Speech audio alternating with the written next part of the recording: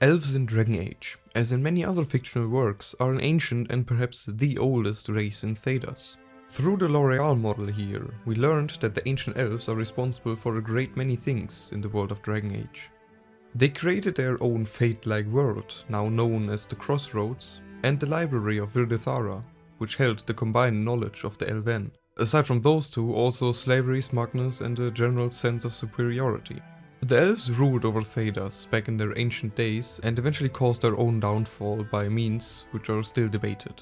They lived without any real land to call their own for a couple of centuries, up until after Andraste's rebellion.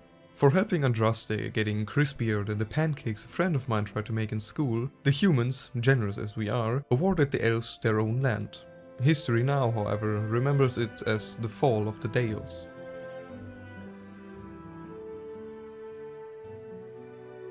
In the beginning there was a mummy and a dead. In the beginning, the elves that survived the rebellion made what is now known as the Long Walk from Tevinter to the Dales in southern Orlais. Being former slaves and beggars and such, they didn't have much, if anything, so many died along the way. Those that endured this ordeal founded the city and capital of Halam Shiral, meaning the end of the journey in Elvish. Over time, the elves grew a strong nation, their borders patrolled by the famous Hala-riding Emerald Knights and their wolf companions.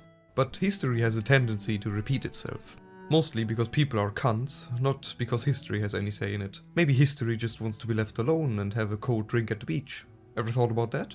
Much like their predecessors in Elvenan, the Dales also slowly began to cut off contact with the humans more and more. Elven history claims that the Chantry invaded based on religious and racial persecution for refusing to let Chantry missionaries into the Dales. Human history, on the other hand, claims that tensions built up over the years as the elves became increasingly isolated and hostile towards their round-eared neighbors. Whatever the truth, the Dales eventually went full North Korea and barred all trade and discourse beyond their borders. It also didn't help their approval rates when they refused to aid the other nations during the Second Blight in 1.5 Divine. Rumors surfaced that the elves were kidnapping humans to sacrifice to their gods, but the real breaking point was the attack on Red Crossing. Red Crossing was a human village in Orlais, likely used to be located close to the border of the Dales.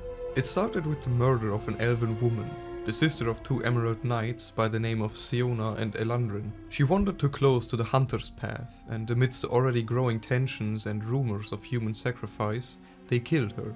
Siona turned to her brother, wanting for revenge, but he had left without a word, traveling to the human village more and more, without telling anyone why.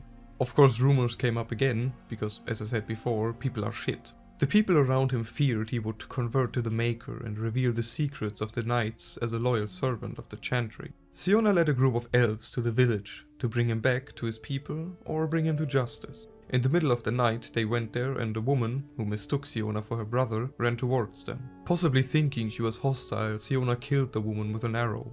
The townsfolk heard her cry and fell onto the elves, but stood no chance. Elandrin refused to leave Adalaine's body, the woman whom he fell in love with and who was killed by Siona. When the humans came to retrieve Adalaine's body, they saw Elandrin next to her and slew him as well, dumping his corpse in the nearby river. These events sparked the war between the elves and the humans. By 210 Glory, just 1 year after the attack on Red Crossing, the elves had captured Monsimar and knocked on the door of Val Royeaux. Their occupation of the capital didn't last long, however, when Sir Yves de Chevac famously killed the elven commander with a shot to the throat from 200 feet, which, for those of you that don't use heathen units, is around 60 meters, which makes that shot seem far less impressive.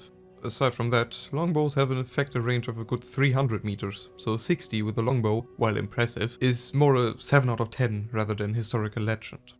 After the elven occupation of the capital was broken, Divine Renata I declared a holy war against the elves. The exalted march of the Dales had begun. Unique to this march, however, the only nation to provide troops was Orlais. Guess the others couldn't be fucked with genocide. By 220 Glory, Halam Shiral was sacked and the elves completely crushed. As is customary for the victors, they destroyed elven settlements and forbade worship of elven gods. But because humans are so gracious, they offered a truce to the elves. After the slaughter. Those that accepted had to convert to the Maker and live in slums in their cities as second-class citizens. Those that refused to give up their culture and dreams of a home became the Danish, in remembrance of their second lost home. But even after losing their home and land, some elves refused to give up. They gathered and met the Chantry forces on the Exalted Plains. The Orlesian troops were led by 3 commanders: Lord Demetrius Aron, Sister Amity, and Sir Barndis of Lac Celestine. The elves were led by Lindirane, the last Emerald Knight to wield Evanura.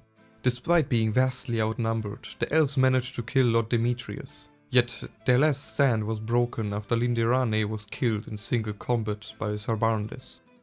In 221 Glory, 1 year after the victory, Sister Amity, champion of the Exalted Marches, laid the foundation of the Chantry in the first human village in the Dales. She put her sword and bow aside and became Revered Mother Amity, serving the Chantry till her death in 264 Glory. Sir Barndis vanished from history, never to be mentioned again. That's the official version at least. According to research done by Lord Avery of Montsemar, Sir Barndis refused to strike back against the Emerald Knight, hoping she would yield instead of dying in vain. In a song that he found, it is written what actually happened. And no, I won't sing. I only have a handful of people that watch the shit I produce. If I start singing, even those will leave. Her brothers on the field lay slain. He would not see her die in vain. In grief cried yield to her again, that good and gentle knight. He could not strike, his shield dropped low. She lifted sword against her foe. They did not see the far-off bow, its arrow loosened in flight. A sharpened thorn, a searing brand, a shot the elf could not withstand. The sword fell lifeless from her hand, with drops of crimson bright. He said no word, he made no sound, but caught her, falling to the ground, her dark hair flowing, all unbound, a veil as black as night. The glimmer of his helm and chain, now dull with dark and bloody stain. He looked and saw upon the plain the dying elven light.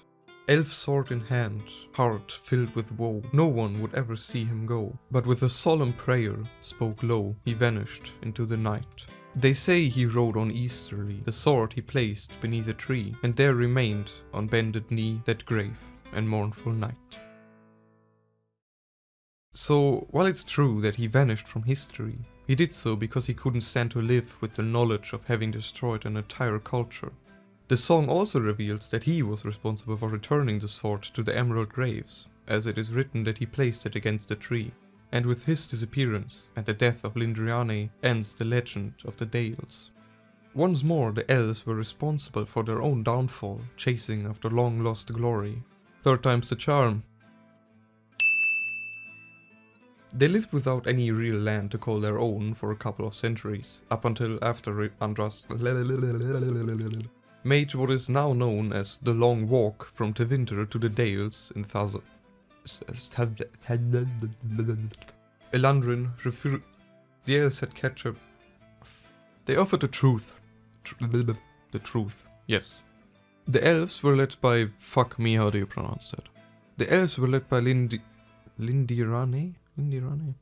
The elves were led by Lindirane, the last Emerald Knight to